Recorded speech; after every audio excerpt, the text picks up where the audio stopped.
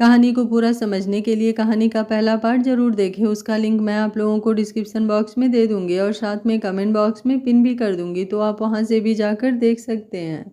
अर्धांग उसके गाल पे आई लट को कान के पीछे करते हुए बोला, इतनी खूबसूरत मत दिखा करो, सब देखते हैं। बोल वो बाहर की तरफ चला गया। तब गौरांगी ने उसे ध्यान से देखा।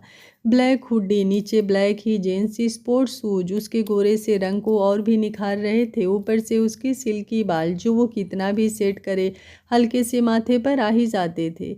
इस कदर वो अट्रैक्टिव था कि जहाँ खड़ा होता आसपास के लोग उसे मुड़कर जरूर देखते। खुद गौरांगी उसके सामने खुद को कम मानने लगती, जबकि रंग उसका भी साफी था। खुद हीरो बनकर घूमो, दूसरों को बोलो कि खूबसूरत ना दिखे। नहीं जाऊंगी छत पर, वो खुद से उसे देख चिढ़कर बोली और अंदर चली गई। अभिलाष, जो कि आज गौरांगी के साथ वक्त बिताने के हिसाब से आया था, उसका प्लान तो फ्लॉप हो ही चुका था। उसकी वजह एक तो गौरांगी खुद थी और दूसरी कसर अर्धांग ने पूरी कर दी। उसके घर के गेट पर छोड़ते हुए अभिलाष ने उसे गले लगाने के हिसाब से हाथ बढ़ाए तो वो पीछे हट गई। वो यहाँ सब जानते हैं तो अच्छा नहीं लगता, वो बात बनाकर बोली। अभिलाष का मुंह उतर गया। ओके, फिर अपना नंबर तो दे दो, कभी कभी बात हो जाएगी। मैं फ़ोन नहीं रखती, वो तपाक से बोली। इस जमाने में भी? हाँ क्यों, इस जमाने में फ़ोन ना रखने वालों को क्या जेल हो जाएगी? वो रूखे से बोली। आज वाकई उसका बार बार चिपकना उसे परेशान कर गया था। अब वो उसे और नहीं झेल सकती थी।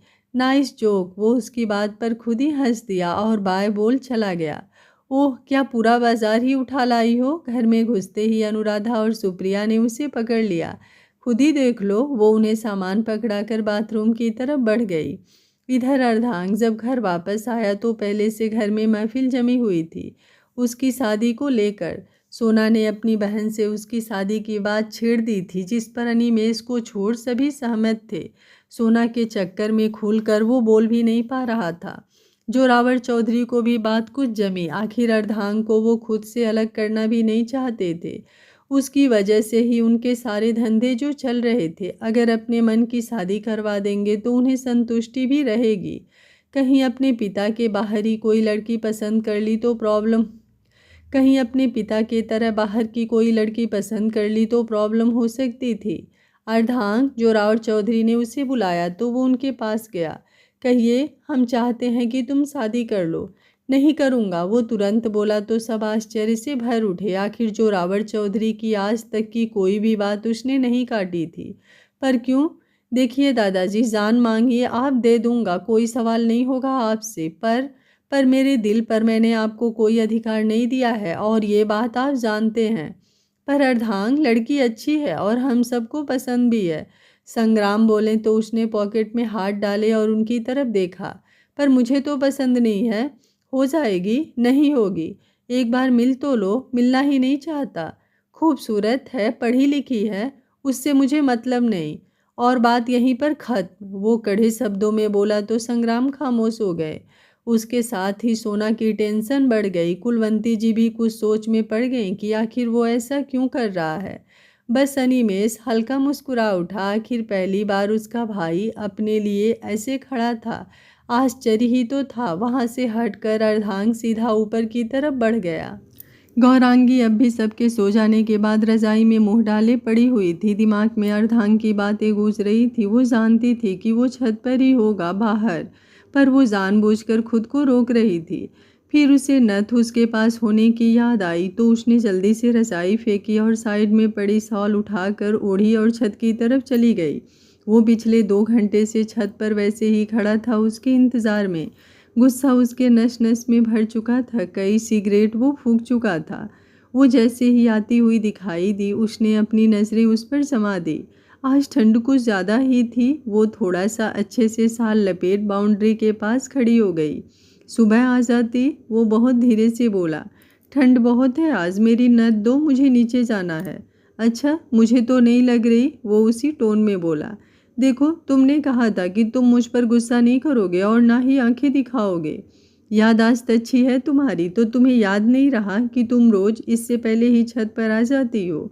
वो मैं सो गई थी, गौरांगी मासूमियत से बोली तो अर्धांग ने गहरी सांस ली। ये लो। उसने हाथ में पकड़ा हुआ पैकेट उसकी तरफ उछाला जो सीधा उसकी शॉल में गिरा जाकर। अभी पहनो, मुझे देखना है। इतनी रात में इतनी सी नथ नाक में पड़ी कैसे दिख जाएगी तुम्हें? तुम्हें देखने के लिए मुझे रोशनी की ज़रूरत नहीं है, बस मेरा एहसास ही काफ़ी है, वो गहराई से बोला। गौरांगी ने नथ निकाल अपनी नाक में पहन लिया और उसकी तरफ देखा। हल्की पीली सी रोशनी में खड़ी वो अर्धांग के दिल की धड़कन बढ़ा गई। वो खामोशी से उसके हर चेहरे के हर नब्ज को देखने लगा। ना जाने कैसा असर हुआ था उस पर उसका कि उस पर वो खुद से ज़्यादा सबसे ज़्यादा अपना हक समझने लगा था। चिल्लाकर डांट कर वो उससे अपनी हर बात मनवाने लगा था, जैसे बिना कोई रिश्ते बिना कोई बंधन के वो सिर्फ उसकी है। और गौरांगी भी उसकी आंखों की नाराज़गी सह नहीं पाती थी, इसलिए मान ही जाया करती थी। जिद्दी, वो धीरे से खुद से बोली। उसके होठों की अदा से ही वो जान गया कि वो क्या बोल रही है। सिर्फ तुम्हारे लिए। वो वैसे ही उसकी तरफ देखकर बोला।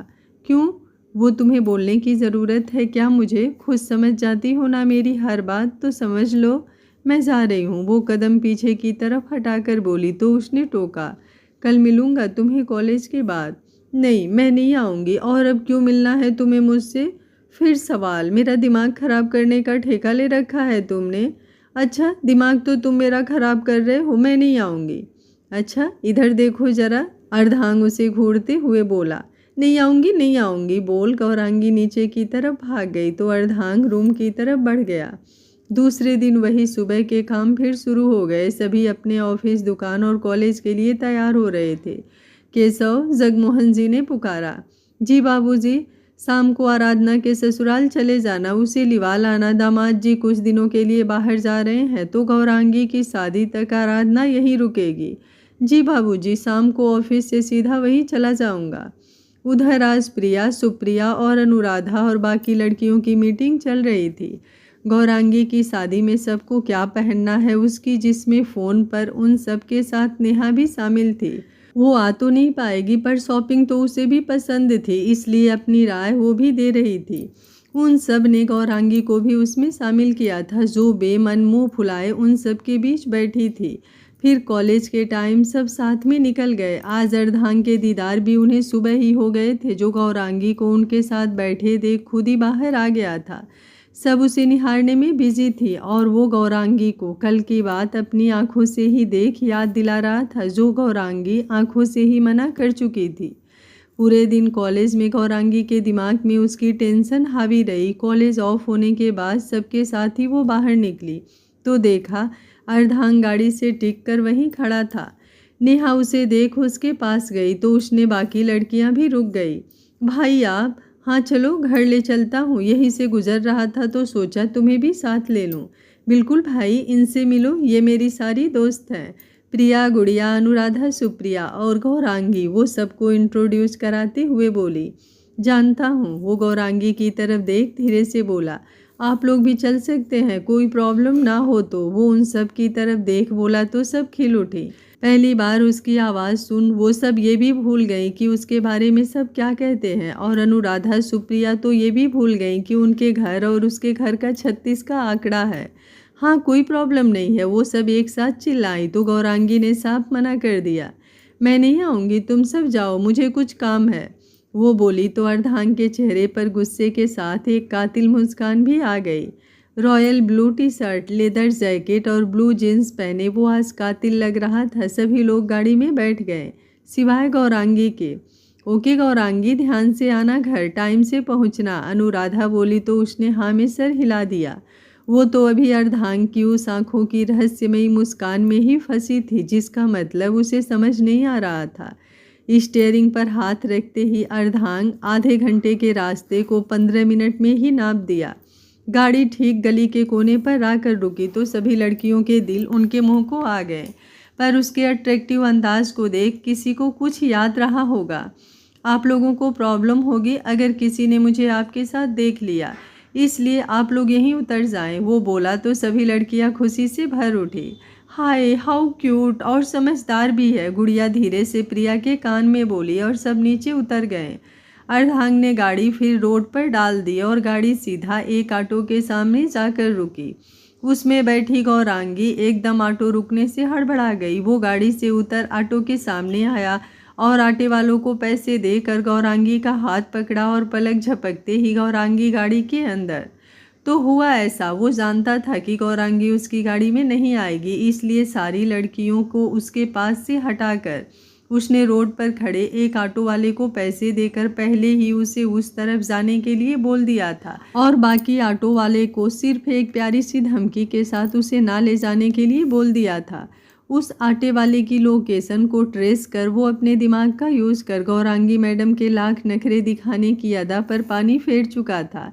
ये सब क्या है और तुम इतनी जल्दी कैसे आ गए और तुम्हें कैसे पता चला कि मैं कहाँ हूँ? हो क्या रहा है? वो एक साथ कई सवाल करते हुए उससे बोली। मत समझो, समझ नहीं पाओगी। और दूसरी बात, कल कहा था ना, देखो मेरी तरफ, अगर देखती तो समझ जाती कि मैं क्या कहना चाहता था। आखिर मेरे बिना बोले सब समझ लेने की अदा सिर्फ तुम में ही तो है। मैं पागल हो जाऊंगी इस आदमी के साथ। वो अपना सर पकड़कर बोली। कोई बात नहीं, अभी कौन सी ठीक हो, हैंडल करने लगा हो ना, तब भी कर लूँगा। मतलब मैं पागल हूँ?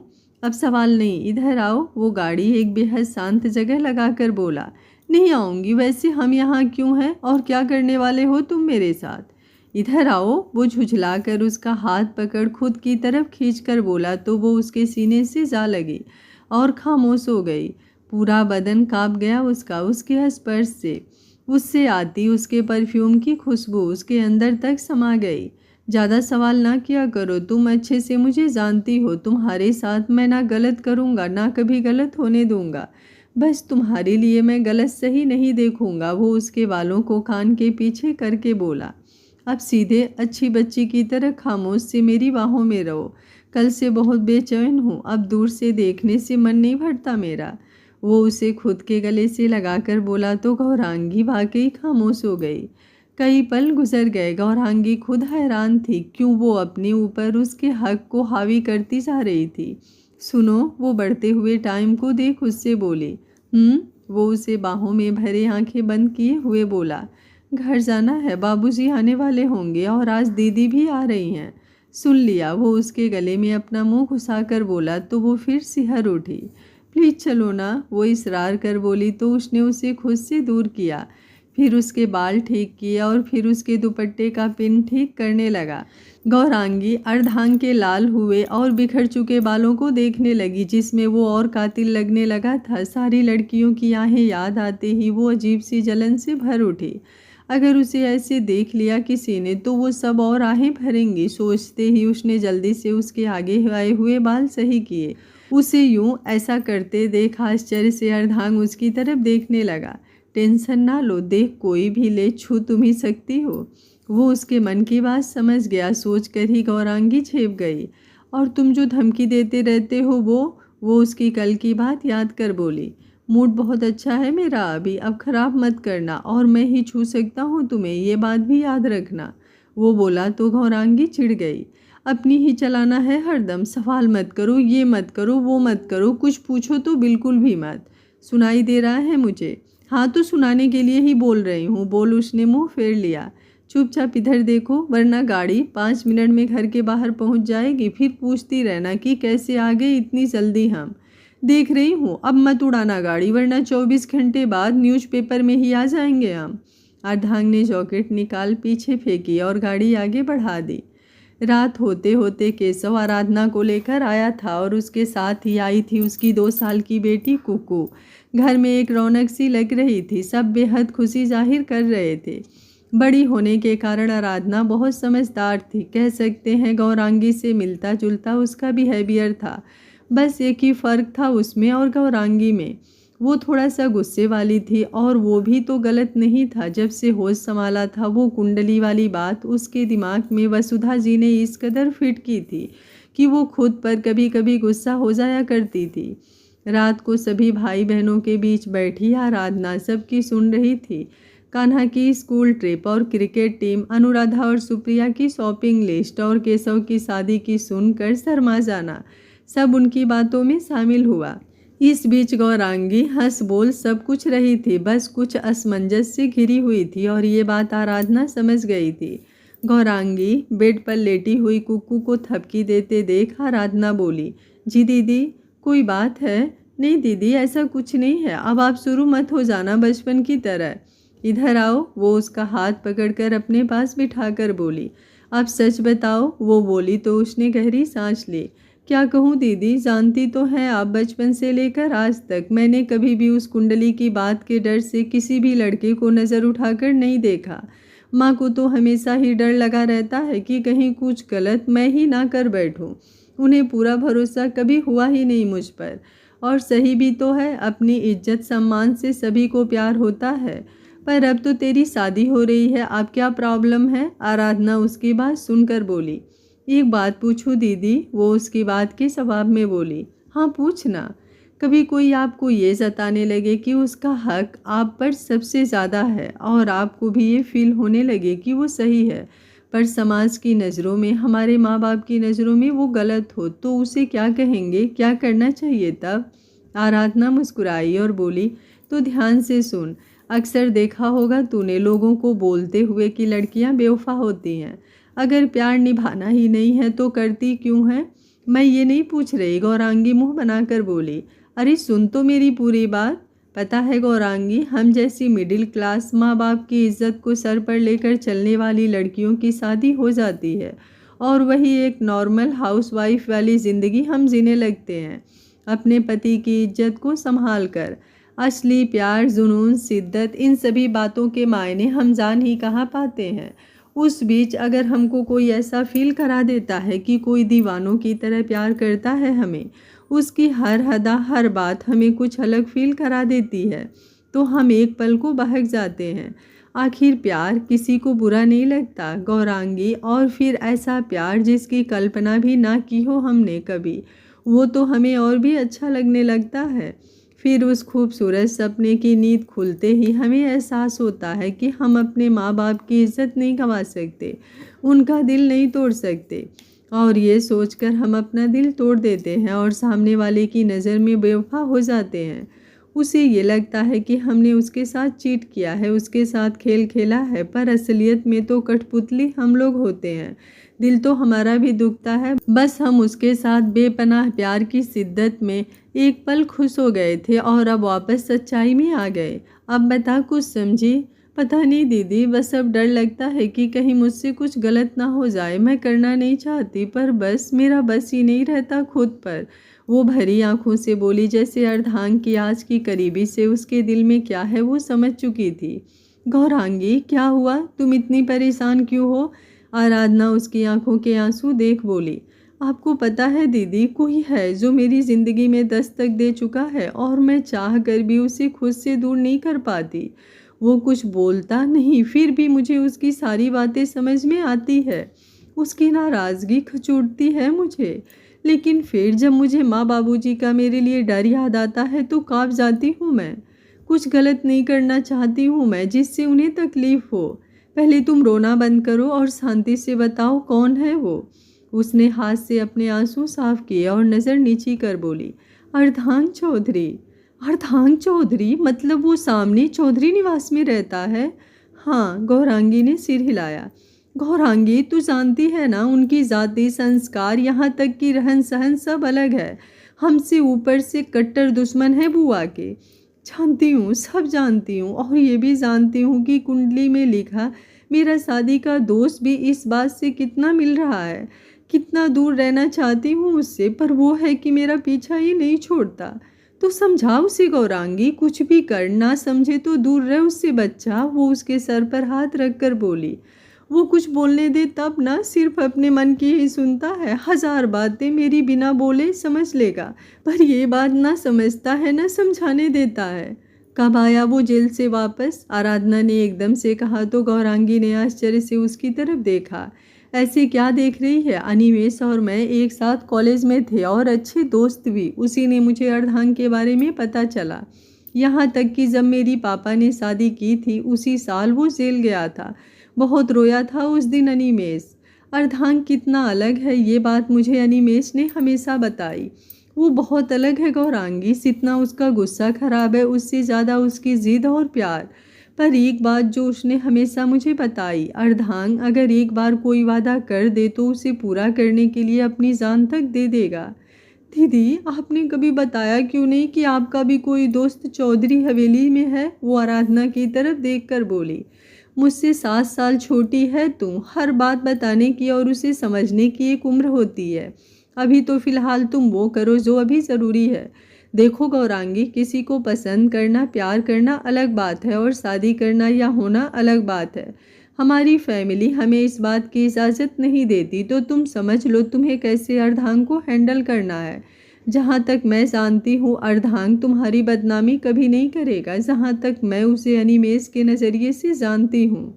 आराधना से बात कर गौरांगी और उलझ गई थी, क्योंकि अर्धांग कुछ सुने तब ना। रात में सोते टाइम उसे पता था अर्धांग उसका इंतज़ार कर रहा होगा, पर वो नहीं गई और उधर अर्धांग भी जानता था वो नहीं आएगी, लेकिन आदत के मुताबिक वो उसका इंतज़ार करता रहा। अगली सुबह चौधरी हवेली में अनिमेष के कमरे में एक अलग ही युद्ध मचा हुआ था।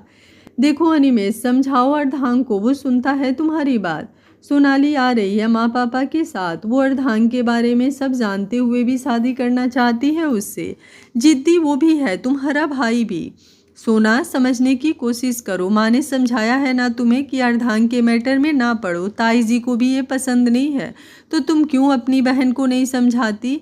मुझे कुछ नहीं पता, तुम्हें तो हमेशा मेरी बात से प्रॉब्लम होती है। बोल वो मुंह फेर कर खड़ी हो गई तो अनिमेष रूम से बाहर चला गया।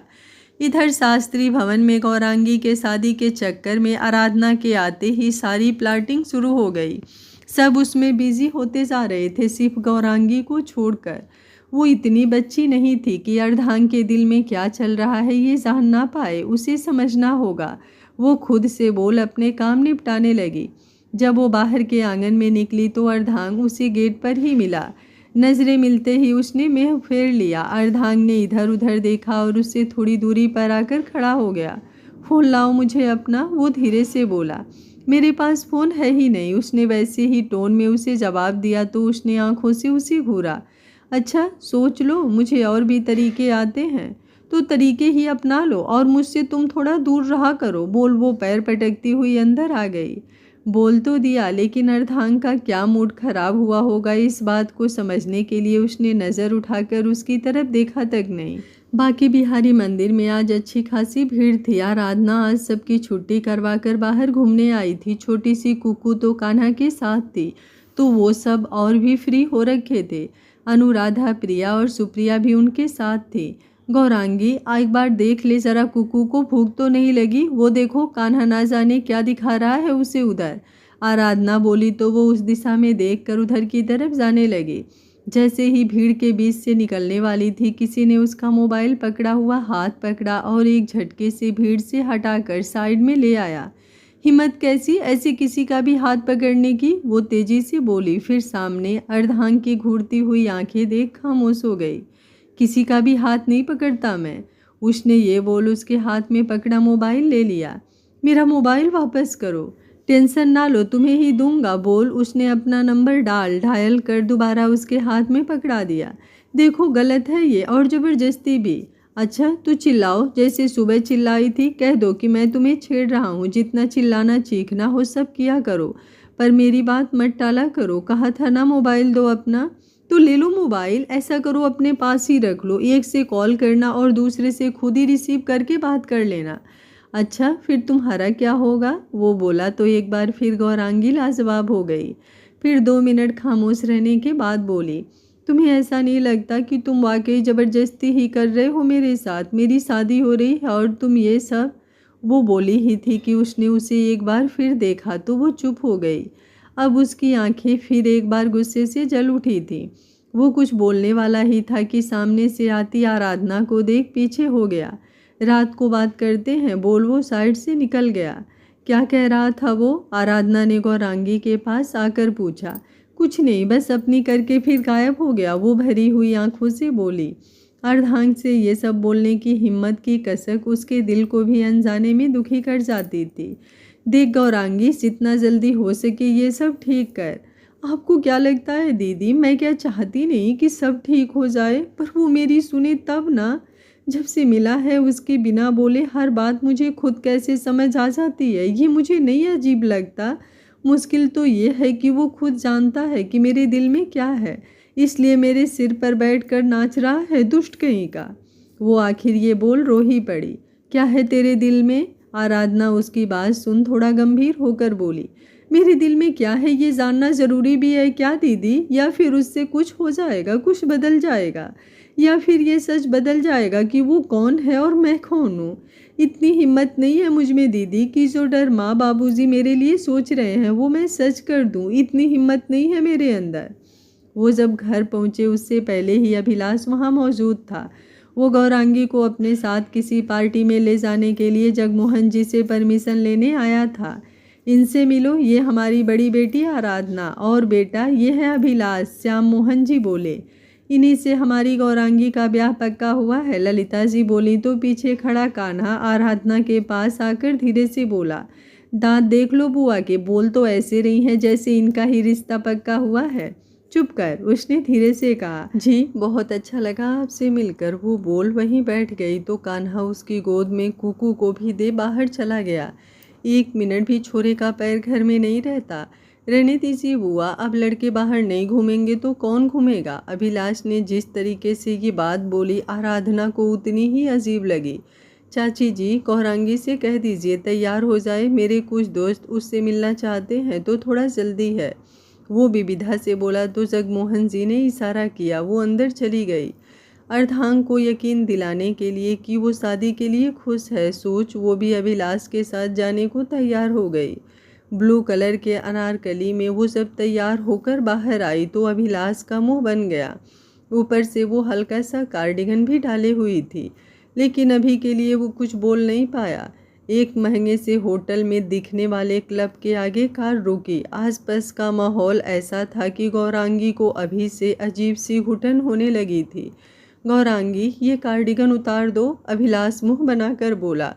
बाहर ठंड है अभिलाष जी, वो उसका ताना समझ अपना गुस्सा दबाकर बोली। प्लीज़ गौरांगी, मेरे दोस्त सभी हाई सोसाइटी के हैं और तुम कैसे कपड़े पहनी हो, चलो वो तो मैं एडजस्ट कर लूँगा, पर कुछ तो तुम भी एडजस्ट करो। देखिए अभिलाष जी, जहाँ तक मैं जानती हूँ अपने ऊपर कंफर्टेबल कपड़े पहनने का सबको हक है।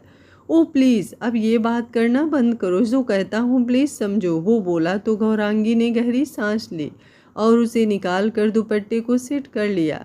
अभिलाष चोर नज़रों से उसे देखता रहा। वो शादी तो गौरांगी से नहीं करता, पर एक बात उसमें थी, वो खूबसूरत बहुत थी, जो उसे मजबूर कर लिया। बाकी शादी के बाद तो उसे वो खुद के माहौल में एडजस्ट कर ही लेगा। अंदर जाकर हालात उससे भी ज़्यादा खराब थे। वहाँ की सारी लड़कियों में उसका हुलिया सबसे अलग लग रहा था। अभिलाष उसे लेकर एक तरफ पहुँचा जहाँ उसके दोस्त उसका इंतज़ार कर रहे थे। Hi guys, meet my fiance Gaurangi, उसने उसे इंट्रोड्यूस कराया तो सबने उसे देखा। हेलो गौरांगी, बहुत खूबसूरत हो तुम, लकी हो अभिलाष, उनमें से एक बोला तो अभिलाष का सीना चौड़ा हो गया। वैसे नाइस ड्रेस, पर अगर वेस्टर्न ट्राई करती तो और भी अच्छी लगती, आखिरकार काफ़ी अच्छा फिगर है तुम्हारा। उन्हीं में से एक लड़की दोस्त बोली तो सभी ठहाका लगाकर हंस पड़े। वो क्या है ना, अभी गौरांगी के घर का माहौल 90 सेंचुरी का है, पर टेंशन ना लो तुम लोग, इसका परफेक्ट फिगर शादी के बाद दिखेगा ना। अभिलाष बोला तो गौरांगी के तन बदन में आग लग गई।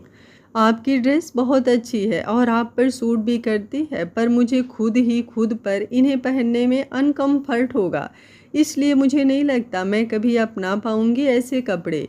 वो बोली तो सब चुप होकर अभिलाष को एक इंटेंस लुक से देखने लगे। उसका ये बोलना अभिलाष को कुछ खास पसंद नहीं आया था। उनमें से एक लड़के जिसका नाम निखिल था, उसकी नज़रें कुछ गौरांगी को ज़्यादा ही खटक रही थी। ऊपर से वहाँ के शोर शराबे से उसका दम घुट रहा था। पीने पिलाने के दौर के चलते ही गौरांगी और असहज होने लगी थी। ये संस्कारी है, उसे अभिलाष को देख ललिता बुआ की बात याद आ गई जो ये बोला करती हैं। डांस फ्लोर पर सभी नाच रहे थे। अभिलाष ने उसका हाथ पकड़ खींचा। नहीं अभिलाष जी, मुझे नहीं आता, बोल वो पीछे हटने लगी। ओ प्लीज़ अब इतना भी नाटक मत करो, चलो चिल करो, तुम्हें तो खुश होना चाहिए, तुम्हारा होने वाला पति इतना मॉडर्न है, बोल वो उसे खींचकर सबके बीच में ले आया। आसपास सब इतना चिपक चिपक कर डांस कर रहे थे कि अब उसके सब्र का बांध टूटता जा रहा था। और वो निखिल, वो तो उससे इतना चिपक कर डांस करने लगा कि उसका दिमाग और ख़राब हो गया। देखिए, हमें ये पसंद नहीं है, गौरांगी प्यार से बोली। फिर अभिलाष को एक नज़र देखा जो दूसरी लड़की के साथ बिजी था। देखिए, उसने बोला। वैसे ही निखिल ने उसकी कमर पर हाथ डालना चाहा। उसने झटक कर उसके गाल पर एक थप्पड़ जड़ दिया जिसकी गूंज उन सब का नशा उतार गई। कहा ना, नहीं पसंद तो नहीं पसंद, वो दांत पीस कर बोली। वो इतनी भी कमज़ोर नहीं है, ऐसे ही नहीं अर्धांग उसका दीवाना हुआ पड़ा है। और तुम, उसने अभिलाष की तरफ उंगली की। ये मॉडर्निटी नहीं, वहसीपन होता है। आइंदा तमीज़ से, वरना बाबूजी की वजह से चुप हूँ, ये बात याद रखना। कमज़ोर नहीं हूँ मैं। बोल गौरांगी फ्लोर से उतर बाहर की तरफ अकेले चली आई। खाली रोड पर कब से चली जा रही थी, आंखें आंसुओं और गुस्सों से भरी हुई थी। अभिलाष को वहीं छोड़ वो बाहर निकल आई थी। अगर बात जगमोहन जी की ना होती तो मुंह तोड़ देती वो आज उसका। तभी उसका फ़ोन बज उठा। स्क्रीन पर अर्धांग का नाम जगमगा रहा था जो खुद उसने ही सेव किया था। ना जाने क्यों उसने फ़ोन रिसीव कर लिया। इंसान कितना भी खुद को मजबूत दिखा ले, चोट का दर्द होता तो है। हेलो, वो हथेली को उल्टा कर आंसू पोंछ बोली। उधर अर्धांग उसकी नम आवाज़ सुन तुरंत समझ गया। कहाँ हो, उसने तुरंत पूछा। गौरांगी ने तुरंत जैसे ही बताया। वहीं रुको, बोल उसने फ़ोन काट दिया। गौरांगी भी थक कर वहीं साइड में पड़े बेंच पर बैठ गई। लगभग 10 मिनट बाद वो उसके सामने था। उड़कर आए हो, वो भरी आंखों से उसकी तरफ देखकर बोली तो उसने अपना सर झटका और उसके हाथ में पकड़ा कार्डिगन जो वो अभिलाष की कार से निकाल लाई थी। ले उसे पहना दिया। टेम्परेचर चेक कर रही हो कि कितना ठंडा है, वो एकदम बोला तो गौरांगी उसके सीने से लग गई। उसकी जैकेट को मुट्ठी में भरकर वो रोने लगी। अर्धांग तड़प उठा। क्या हुआ, रो क्यों रही हो बाबू, और यहाँ क्या कर रही हो?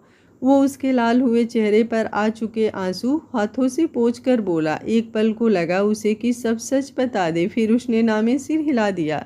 बोलोगी भी, वो बेसब्र होकर बोला।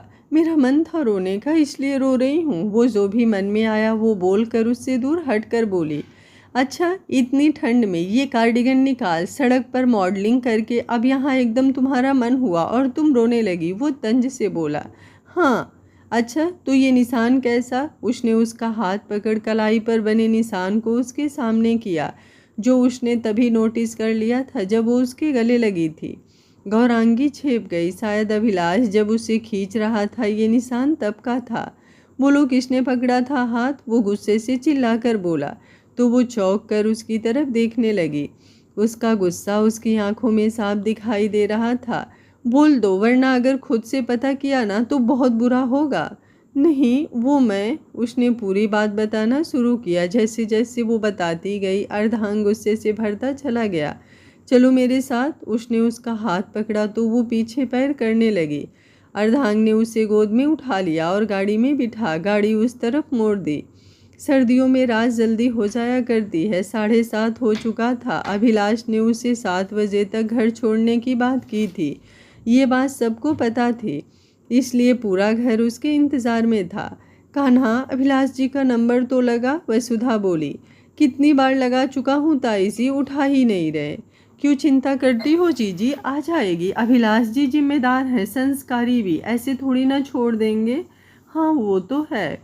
उधर अभिलाष निखिल की बेइज्जती से गुस्से से भरा हुआ पैग पर पैग लगा रहा था। बाकी उसके दोस्त भी उसे सह दे रहे थे। देखा अभिलाष, कितनी इज्जत है तेरी, अभी से ये हाल है, आगे क्या होगा? निखिल बोला। हाथ तक नहीं लगाने देती खुद को, दूसरा बोला।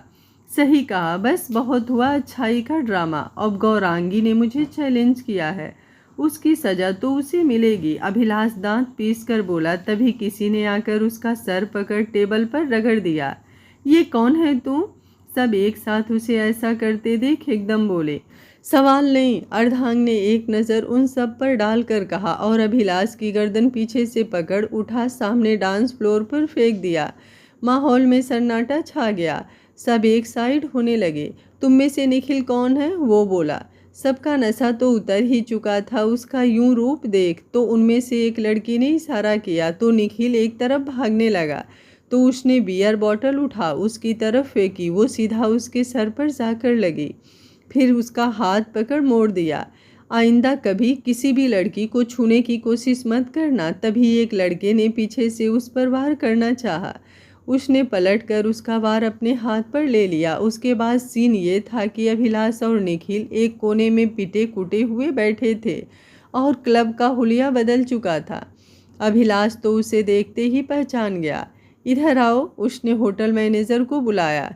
जी सर, वो डरते हुए बोला। ये लो कार्ड, जितना नुकसान हुआ है निकाल लो। जी सर, वो कार्ड लेकर एक तरफ जाते हुए बोला।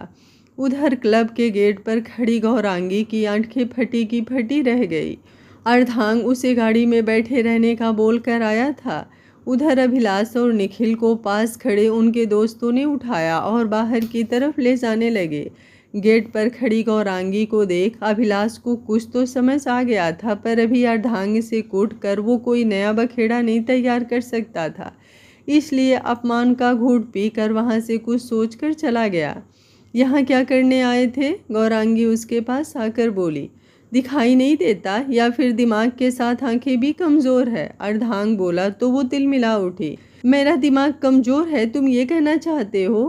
कहना चाहता नहीं, कह रहा हूँ, वरना ये सब पहले ही हो चुका होता। मैं इन्हें सबक देकर गई थी, समझे तुम? कमज़ोर नहीं हूँ मैंने कब कहा कि कमज़ोर हो तुम? और अगर होती तो भी मैं रहने नहीं देता। तुम जो करके गई थी वो तुम अपने लिए करके गई थी, और जो मैंने किया वो मैंने अपने लिए किया। कहा था ना, कोई उंगली लगाने की हिम्मत करेगा तुम्हें तो हाथ तोड़ दूंगा उसका। हाँ तो? गौरांगी बोलने को हुई तो अर्धांग ने हाथ दिखाया। अब सवाल नहीं, और चलो यहाँ से, बोल वो आगे बढ़ गया, पर गौरांगी वहीं खड़ी रही। अब चलो, हम शॉपिंग करने नहीं आए हैं यहाँ, जो ना कराने पर मुंह फुलाकर खड़ी हो। वो मुड़ते ही बोला तो गौरांगी पैर पटक कर उसके आगे से निकलती चली गई। उधर अभिलाष गुस्से से भरा हुआ था। तभी उसके दिमाग में एक आइडिया आया। वो तिरछा मुस्कुराया और अपने दोस्तों से बोला, मुझे ज़रा गौरांगी के घर तक छोड़ दो। पर अभिलाष, एक बार डॉक्टर से मिल लो, पट्टी करवा लो, उनमें से एक बोला।